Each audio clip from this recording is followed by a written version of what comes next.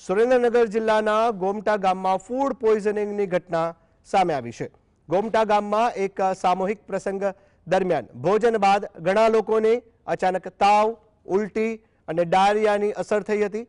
આરોગ્ય વિભાગે તરત જ કાર્યવાહી કરતા 6 ટીમોને સ્થળ ઉપર મોકલી દેવાઈ હતી। ફૂડ એન્ડ ડ્રગ્સ વિભાગ સહિત આરોગ્ય તંત્રની ટીમોએ ગોમટા ગામમાં ધામા નાખી અને સઘન તપાસ હાથ ધરી છે। ગઈકાલની વાત કરવામાં આવે તો ગઈકાલે આ ઘટના બનવા પામી હતી કે જેમાં એક પ્રસંગ હતો અને પ્રસંગમાં ગોમટા ગામે આજે એક પ્રસંગ યોજાયો જેમાં સામૂહિક જે પ્રસંગ દરમિયાન ભોજન લોકોએ ખાધું અને તેમાં અચાનક છાશ પીધા બાદ લોકોની તબિયત બગડી, જેમાંથી કેટલાને ઝાડા ઉલટી થઈ ગયા, કેટલાકને તાવ આવ્યો અને ડાયરિયાની અસર જોવા મળી। તાત્કાલિક આરોગ્ય વિભાગ દ્વારા સઘન કાર્યવાહી હાથ ધરવામાં આવી છે। 6 ટીમોએ સઘન તપાસ હાથ ધરી છે અને કેટલાક દર્દીઓને સુરેન્દ્રનગર રિફર કરવામાં આવ્યા છે। તાલુકાના ગોમટા ગામે ગઈકાલે એક સામાજિક પ્રસંગમાં જમણવારના કાર્યક્રમ દરમિયાન અંદાજિત 150 જેટલા લોકોને ફૂડ પોઈઝનિંગ જેવી અસર થઈ હતી, જેમાં મુખ્યત્વે ઝાડા અને ઉલટી અને પેટમાં દુખાવાની ફરિયાદ હતી, જેને અનુસંધાને અમારી આરોગ્યની ટીમ મેડિકલ ઓફિસર સાથે અત્યારે હાલ ગોમટા ગામે સારવાર અને તમામ દર્દીઓની તપાસ કરી રહ્યા છે।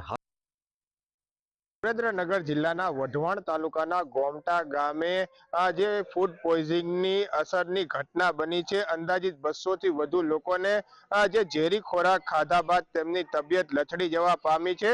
આરોગ્ય વિભાગના અધિકારીઓને જાણ થતા હાલમાં આરોગ્ય વિભાગની ટીમોએ ગોમટા ગામે ધામા નાખ્યા છે। કેમેરામેનને કહીશ કે આ સીધા જ લાઈવ દ્રશ્યો દેખાડશે। હાલના તબક્કામાં જે સુરેન્દ્રનગર આરોગ્ય વિભાગની અલગ અલગ 6 જેટલી ટીમો છે તેમના દ્વારા જે લોકોને જે ફૂડ પોઈઝનિંગની અસર થઈ છે તેમની ચેકિંગ કામગીરી કરવામાં આવી રહી છે। તમામ જે આરોગ્ય લક્ષી કામગીરી છે તે તાત્કાલિક મળી રહે તે પ્રકારના આરોગ્ય વિભાગ દ્વારા વ્યવસ્થાઓ ઉપલબ્ધ કરવામાં આવી છે। ધાર્મિક કાર્યક્રમમાં જે છાશ પીધા બાદ અંદાજિત 200 થી વધુ લોકોની તબિયત લથડી ગઈ છે। ઝાડા, ઉલટી, તાવ સહિતના જે સિમ્ટમ્સ છે તે આ દર્દીઓમાં દેખાઈ રહ્યા છે।